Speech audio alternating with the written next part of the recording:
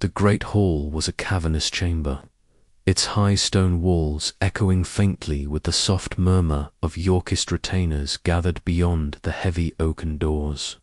Flickering torches lined the walls, casting a restless dance of shadows across the cold flagstones. Sir Edmund Mallory's boots fell silent against the floor as he approached the dais where Lord Richard Devereux awaited. His heart beat a steady rhythm beneath his breastplate, a metronome of resolve and unease. Clad in the sombre grey and white livery of House York, Edmund's weathered features were drawn tight with the weight of his choice. He had crossed a chasm few of his kin dared to traverse, leaving behind the familiar banners of Lancaster to pledge himself to the rival house. The cost was incalculable, yet survival demanded such sacrifices. Lord Richard stood tall, his sharp features framed by a cloak of deep black velvet embroidered with the white rose of York. His piercing eyes, cold and calculating, fixed upon Edmund with an intensity that seemed to strip away pretense. The flickering torchlight caught the glint of a thin scar running from temple to jawline, a testament to battles fought both in the field and in the shadows of court intrigue. "Sir Edmund Mallory," Richard intoned, his voice low and commanding, "you stand before me, a knight who once pledged sword and blood to Lancaster. Speak now, why should I trust the loyalty of one who has turned his back on his birthright?"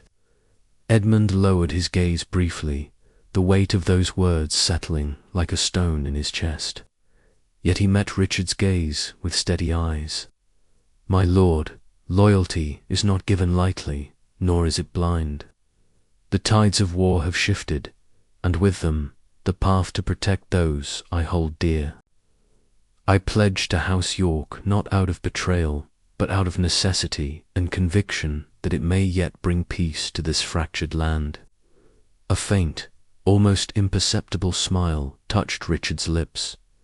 "Necessity is the mother of many alliances. Very well, Sir Edmund. We shall see if your actions speak louder than your words." The hall seemed to hold its breath as Edmund knelt, lowering his sword in a solemn oath. The clang of steel against stone rang out, reverberating through the chamber and sealing his fate. Around him, whispers stirred, some welcoming, others laden with suspicion. The delicate balance of trust was fragile, and Edmund knew that every step forward would be shadowed by doubt. Outside the chamber, Lady Eleanor waited in the quiet dusk, her silhouette framed by the stained glass windows that filtered the fading light into shards of colour. Her eyes, sharp and resolute, flickered with a mixture of hope and apprehension. She had counselled caution, yet beneath her calm exterior swirled a tempest of fear for the man she loved and the uncertain future that awaited them both. The corridors of York's stronghold were alive with murmurs and guarded glances as Edmund moved through the ranks of retainers and courtiers. Each whispered word was a thread in the intricate web of alliances and betrayals that defined this court. Edmund's mind raced, weighing every smile, every glance, every silence. Here, power was a blade as sharp as any sword, and suspicion could prove deadlier than an enemy's arrow. Retreating to a small chamber away from prying eyes, Edmund allowed himself a moment of solitude. The flickering candlelight cast long shadows on the rough-hewn walls as he sank into a wooden chair, the weight of the day pressing down upon him. His thoughts churned with memories of the past and the uncertain road ahead. He had crossed a line from which there was no return. The distant clang of armour and the muted voices beyond the door reminded him that the war was far from over. Yet within this silence, a fierce determination took root. Edmund Mallory was no longer the idealistic knight of Lancaster's minor house. He was a man forged by hardship and necessity, ready to navigate the treacherous currents of ambition and loyalty that defined the Wars of the Roses. And as the night deepened, so too did the shadows that would test his courage, his honor, and the very survival of all he held dear. The choice made was irrevocable, the path ahead uncertain, fraught with peril and promise alike. Edmund's fate, and that of his family, now lay intertwined with the ruthless designs of Lord Richard Devereux and the relentless struggle for England's crown. But in that solemn chamber, beneath the weight of oath and expectation, one truth remained clear in the ashes of loyalty. A new allegiance had been forged, one that would change the course of a war and the soul of a man. The first step had been taken, but the journey was just beginning. The question lingered in the stillness. How far would Edmund go to survive, and what would he sacrifice along the way? Outside, the night wind whispered through the battlements, carrying with it the promise of battles yet to come.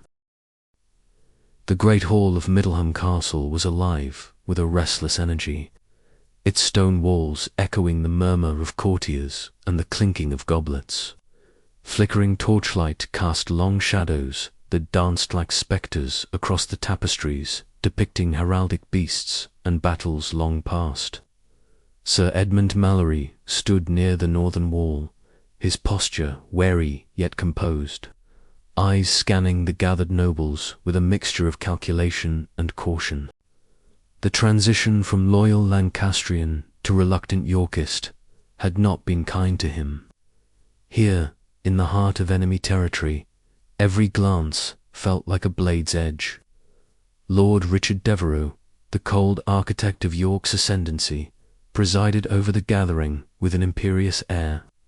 His sharp features, framed by a crown of dark hair streaked prematurely with grey, betrayed no hint of emotion beyond a calculating chill. Edmund had met him once before, a brief encounter laden with veiled threats and thinly veiled promises. Tonight, as Devereux surveyed his court like a spider surveying a web, Edmund felt the full weight of his antagonist's gaze, an unspoken reminder that power was a game played at ruthless stakes. Amid the throng, Lady Eleanor Mallory moved with grace, her eyes sharp beneath her veil. The court had become a labyrinth for her as well, a place where every whispered word might carry consequences. Her secret correspondence a series of carefully coded letters to a Yorkist sympathizer was a precarious thread connecting her to unseen allies. Threads that could either bolster Edmund's fragile standing or unravel it completely. Tonight, her resolve faltered beneath the burden of divided loyalty. Earlier in the day, Eleanor had stolen away to a small chamber near the servants' quarters, a modest room where the scent of burning tallow clung to the air. Heart-pounding, she slipped a folded letter beneath a loose floorboard, her hands trembling as footsteps echoed faintly in the corridor. The risk of discovery was immense. If the wrong eyes found her secret, it could mean ruin not only for Edmund but for their entire family. Yet the need to influence Yorkist politics from within to protect her husband's position compelled her onward. Meanwhile, tensions simmered openly at the feast. Sir Thomas Grey, his scarred visage illuminated by the glow of the hearth, prowled the edges of the gathering. His eyes, like sharpened flint, found Edmund's across the crowded hall. There was no need for words. The silent challenge was clear. Their personal vendetta, rooted in a bitter duel and compounded by the wider war, was a constant undercurrent to the political intrigue. Grey represented the unforgiving reality of ambition unchecked, a reminder that Edmund's choices had placed him in the crosshairs of men who saw no room for mercy. As the night deepened, Edmund found a moment of respite in the castle courtyard. The chill of the evening air bit at his skin, but the moon's pale light revealed the steadfast presence of Eleanor beside him. Their conversation was hushed, voices low enough to be swallowed by the night. "The court is a dangerous place," Edmund murmured, the weight of his doubts heavy in his tone. Eleanor nodded, her eyes reflecting the fragile hope that still lingered despite the darkness. "We tread a fine line, Edmund. One misstep, and all is lost." Their hands met briefly, a silent pact of resilience and shared burden. Yet beneath the surface lay unspoken fears of betrayal, of loss, and of the compromises that survival demanded. Back inside, the web of intrigue tightened. Rumors whispered through the corridors, alliances shifted like sand, and every gesture held a double meaning. Edmund's strategic mind worked tirelessly, passing threats and opportunities alike. But the price was steep. Loyalty was no longer a simple matter of honor. It was a currency, a weapon, and occasionally a shackle. Lady Eleanor's secret letters became a focal point of suspicion. A careless glance from a curious servant, a hushed conversation overheard risked exposing their precarious position. Edmund found himself torn between gratitude for her cunning and frustration at the dangers it invited. The chapter closed on a note of simmering tension. Edmund stood at the crossroads of ambition and survival, surrounded by enemies and uncertain allies. The court was a spider's nest, and every step could mean entrapment or escape.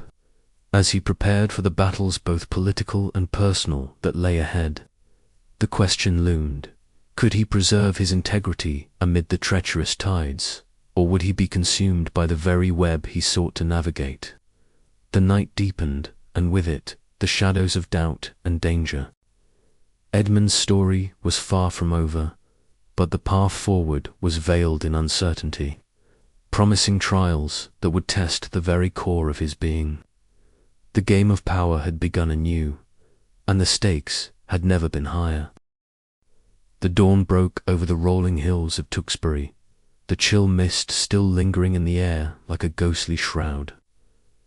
Sir Edmund Mallory stood at the crest of a small rise, his armour dulled by the morning dew, his keen eyes scanning the horizon where the Yorkist banners flickered in the pale light. Around him, his men loyal but wary prepared for the battle to come, tightening straps and whispering hurried prayers. The air was thick with tension, the scent of damp earth mingling with the metallic temps of sharpened blades.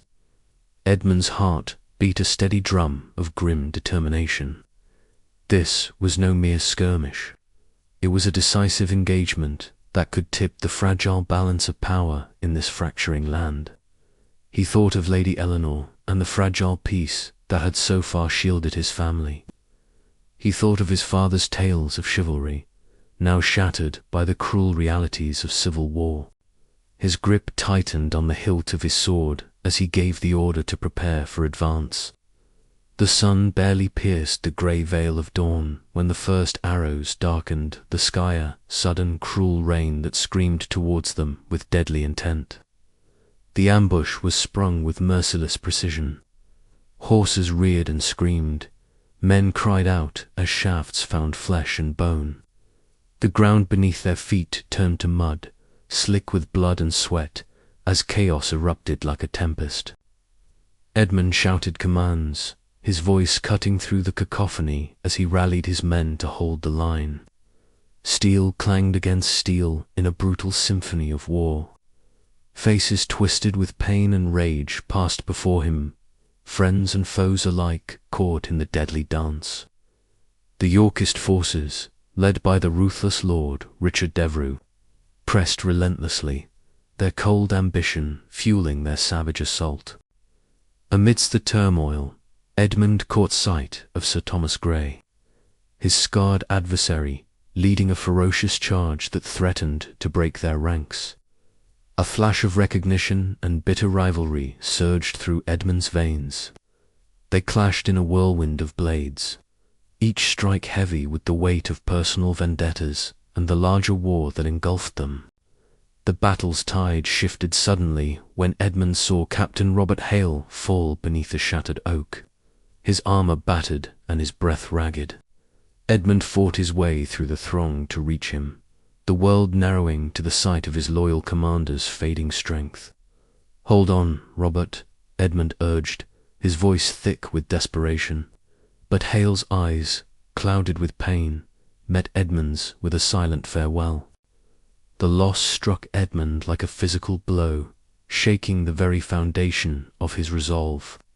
Yet, amidst the heartbreak, a grim clarity took hold. Survival was no longer a matter of honor alone. It was a necessity that demanded sacrifice and ruthlessness. As night fell, the battlefield was a smoldering ruin. Edmund, bloodied and broken, staggered away from the carnage, the distant sounds of pursuit chasing him through the cold dark. The wind whispered through the trees, carrying with it the ghosts of the fallen and the heavy cost of ambition. Every step away from the slaughter deepened the shadow in Edmund's heart. He had survived, but at what price? The faces of lost comrades haunted his thoughts, and the fragile line between loyalty and betrayal blurred beneath the weight of war. His journey had irrevocably changed. The idealistic knight was fading, replaced by a man forged in the desperate fires of survival. Yet as dawn promised another day, Edmund's eyes hardened with resolve. He would endure, he must. The battle for England's soul raged on, and so would he. But in the quiet moments before the next storm, Edmund wondered, could honor survive in a world consumed by ashes? The answer lay buried beneath the bloodied fields of Tewkesbury, waiting to be unearthed. The war was far from over, and so was his story. The battlefield lay silent, save for the occasional rustle of dry leaves, stirred by a cold, biting wind. Sir Edmund Mallory stood alone amid the wreckage of what had only hours before been a furious clash of steel and blood. Around him, the earth was torn and scarred, littered with broken weapons and scattered banners. The vivid colors dulled beneath a grim shroud of dust and ash. The acrid scent of smoke mingled with the coppery temps of blood, hanging heavy in the air like a suffocating fog. His boots pressed into soft earth, stained dark with the lifeblood of friends and foes alike. Edmund's keen eyes swept the horizon, searching the tangle of fallen bodies and splintered carts for any sign of survivors.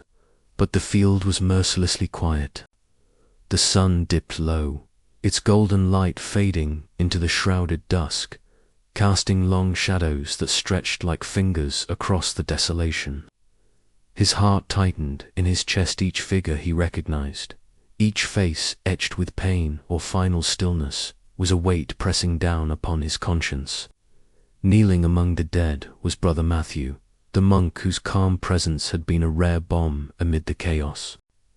His brown habit was smudged with soot and dirt, but his thin hands moved with deliberate grace as he arranged a few scattered bones and remnants of armor into a makeshift grave.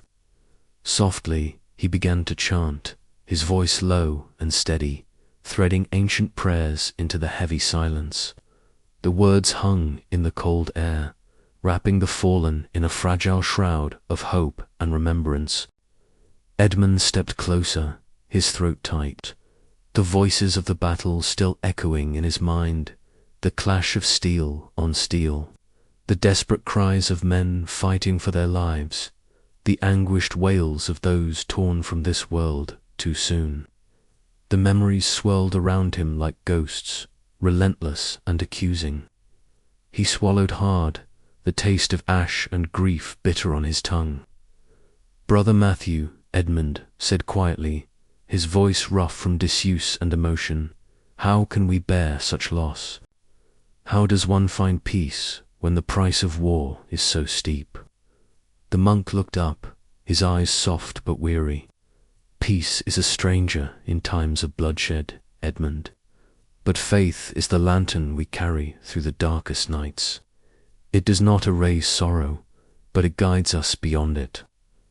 Edmund's gaze dropped to the ground, where a battered shield lay half buried beside the grave. The emblem of Lancaster was barely discernible beneath the grime and dents. In that moment, the idealism that had once fueled his loyalty seemed fragile and distant. The war was no longer a matter of honor or righteous cause. It was a brutal calculus of survival and sacrifice. He thought of Lady Eleanor, her resolute eyes and quiet strength a beacon amid the storm. How would she bear this news? How many more would fall before an end came? The thought tightened his chest with a mixture of fear and determination. Yet, beneath it all, a shadow crept, an unsettling hint that the path forward might demand choices he could scarcely imagine. The wind picked up, rustling the leaves and carrying the faint cries of crows circling overhead. Edmund shivered, not from the cold, but from the weight of a dawning realization. The war was far from over, and the man he had been was slipping away, replaced by someone forged in the crucible of loss and necessity. As twilight deepened, Edmund and Brother Matthew made their way back to the encampment. The campfires burned low, flickering weakly against the gathering darkness. Around them, soldiers nursed wounds and quietly mourned, their faces etched with exhaustion and despair. The night was heavy with unspoken fears and the fragile hope that dawn might bring a reprieve. Settling beside a dying fire, Edmund drew his cloak tighter and glanced at the monk. "Tell me, brother, is it madness to hope? Or is hope the only madness left to us?" Matthew's eyes met his, steady and sure. "Hope is the seed from which courage grows, even in the bleakest soil. You carry it still, Edmund, though it may feel buried beneath the ashes." The knight closed his eyes, the flickering flames casting dancing shadows across his weathered face. The echoes of the fallen surrounded him, their silent voices urging him forward. He knew the road ahead would demand all he had and more. But in this moment of shared solitude and reflection, a fragile ember of resolve kindled within him. The battle had taken much, but it had not yet claimed his spirit, not entirely. Yet, as the fire sputtered and dimmed, a new uncertainty settled over Edmund's heart. How far would he bend to survive? At what cost would honor be sacrificed for life? The questions gnawed at him, relentless and unforgiving, as the night deepened around the weary survivors. The war was no longer a distant storm. It was the very air they breathed, the ground beneath their feet, the shadows that stretched long into the future. And Edmund Mallory stood at its heart, a man transformed by loss, caught between the flickering light of hope and the encroaching darkness of despair. Outside the camp, the first stars blinked awake in the vast, indifferent sky. Somewhere beyond the hills, the drums of conflict beat on, relentless and unyielding, and Edmund, burdened yet unbroken, prepared to face whatever dawn might bring. The evening air hung heavy within the stone walls of Mallory Hall, a silence punctuated only by the faint crackle of the hearth's dying embers. Sir Edmund Mallory sat brooding in the great chamber, his gaunt face half illuminated by the flickering candlelight. His keen eyes, usually so guarded and resolute, now reflected a rare uncertainty, like a man standing on the edge of a precipice, unsure whether to step forward or retreat. Across from him, Lady Eleanor stood tall, her elegant frame silhouetted against the darkened window. The moon's pale light traced the curves of her resolute features, eyes sharp and unyielding. Between them lay a tension as palpable as steel drawn in battle, forged from secrets and distrust that neither dared fully voice. "Edmund," Eleanor began, her voice low yet firm, "you cannot afford to ignore the currents shifting beneath our feet. The Yorkists grow bolder. I have seen the letters' whispers of alliance, promises made in shadows. If we do not act, we will be cast aside like refuse when the tide turns." Edmund's jaw tightened. "I am aware of the danger, Eleanor, but survival demands caution, not reckless gambits. Our loyalty lies with Lancaster still. To betray now would be to risk everything, our honor, our family's name. Honor, she repeated softly, stepping closer. Is honor worth death? Your lord is betrayed, our lands threatened. We skirt the edge of oblivion, and yet you cling to ideals that no longer shield us. I do what I must to protect us all, even if that means speaking with those you would call enemies. The words struck Edmund like a cold blade. He looked away, out toward the battlements, where the night sky stretched bleak and unyielding. I fear your counsel risks more than you admit. A single misstep, a letter found, and all we hold dear is lost. Eleanor's eyes softened for a moment, but the resolve remained. Better to act than to wait for ruin to claim us. Their fragile dialogue was shattered by a sudden, hurried knock at the chamber door.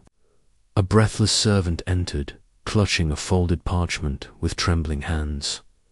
My lord, a letter was found, hidden in the courtyard. It bears the seal of York. The room stilled, the weight of the revelation pressing down like a stone on Edmund's chest. He took the letter, fingers tightening around the paper as if it were a serpent ready to strike. Lady Eleanor's gaze met his, a silent acknowledgement passing between them. The secret was out. The fragile trust within the household had cracked. Later that night, in the quiet solitude of the chapel, Brother Matthew knelt before the altar. The flickering candles cast shadows that danced upon his aged face, his lips moving in a whispered prayer. The war's cruel hand had not spared the innocent nor the devout. He sought guidance, pleading for mercy in a world where faith was tested by blood and betrayal. Meanwhile, Edmund stood alone at the battlements, the cold wind biting through his worn cloak. The banners of York and Lancaster fluttered distantly in the chill darkness, symbols of a fractured land that mirrored the turmoil within his soul. He pondered the cost of ambition, the price of loyalty, and the uncertain path that lay before him. The walls of Mallory Hall, once a sanctuary, now seemed a prison forged from divided hearts and dangerous secrets. Edmund knew that the choices made in the coming days would shape not only his fate but the legacy of all he held dear. As the first light of dawn crept over the horizon, casting a pale glow upon the scarred earth, a single question haunted him. Could a house so divided stand against the gathering storm? The war outside was not the only battle to be fought. Within these walls, trust was a fragile thread, and the slightest unraveling threatened to send all into ruin. Edmund's pragmatic resolve wavered as the shadows of doubt lengthened, and the path forward blurred into a perilous maze of loyalty, ambition, and survival. And yet, amid the uncertainty, a flicker of determination burned. For if the Mallory name was to endure, it would be forged not through blind honor, but through the ruthless clarity demanded by a world consumed by war. The night was far from over, and the house divided within would soon face the reckoning that history had long foretold. With a deep breath, Edmund turned from the battlements, steeling himself for the trials to come. The fragile peace within his home had shattered, and the game of power was entering its deadliest phase. The choices made now would echo through the halls of time, and the ashes of the crown would bear witness to the cost of ambition and the resilience of a man caught between loyalty and survival. The candle flickered once more before sputtering out, leaving the chamber cloaked in darkness. And in the silence, the war whispered on. The great hall of York's court was a cavernous expanse, its high vaulted ceilings lost in shadow, but for the flickering torchlight that cast long dancing shapes upon the stone walls. The air was thick with the scent of burning wax and the faint musk of damp earth, mingling with the subtle odours of spiced wine and the faintest trace of sweat from the assembled nobles. Sir Edmund Mallory stepped cautiously through the throng, his boots echoing softly on the flagstones, every sense alert to the murmurs and glances that swirled around him like a gathering storm. He was a man caught between worlds, a minor knight recently pledged to House York, yet still branded by his Lancastrian past. His weathered face, marked by years of campaigning, bore a guarded expression as keen eyes flicked from one polished face to another. The nobles here wore their power like armor, their embroidered silks and velvets shimmering under the wavering light, each gesture calculated, each smile a potential blade. At the far end of the hall, Lord Richard Devereux presided like a spider at the center of a vast web. The sharp lines of his face were carved in shadow and light, his cold, calculating eyes sweeping the room with a predator's precision. Edmund felt those eyes settle upon him, weighing, measuring, dissecting. It was a silent challenge, one that demanded more than mere words. Approaching the seat of power, Edmund was intercepted by a cluster of courtiers, their conversations halting as he neared. Polite greetings masked sharp undertones. Compliments were veiled threats. Edmund's throat tightened. The game was merciless, and he was a new player, untested in these perilous waters. As the evening wore on, Edmund found himself summoned to a private chamber, where the flicker of candlelight revealed Lord Richard in full. The room was small, lined with dark tapestries depicting scenes of conquest and dominion, the air heavy with the scent of burning tallow and old parchment. Devereux's voice was low, each word deliberate. "Sir Edmund, your arrival here is noted with interest. York does not tolerate weakness. Loyalty is not merely professed, it is proved in deeds." His eyes glinted with a sharpness that cut deeper than any sword. "Tell me, are you prepared to cast off the shadows of your past and embrace the future we forge? Or will you remain shackled by honor that serves no man but yourself?" Edmund's jaw clenched. The question was a gauntlet thrown, an invitation to betray or be broken. He knew survival demanded pragmatism, yet the sting of compromise gnawed at his conscience. Meanwhile, outside the formalities of the court, Lady Eleanor moved with quiet purpose. In a dim corner of the courtyard, beneath the ancient oaks whose branches clawed at the night sky, she exchanged a folded note with a cloaked figure. Her eyes, resolute yet shadowed with anxiety, scanned the surroundings before slipping the parchment into her sleeve.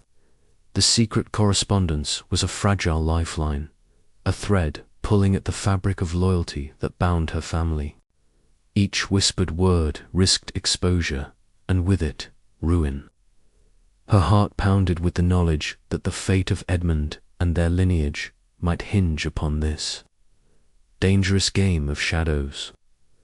Back in the hall, Edmund found moments of solitude, scarce but precious.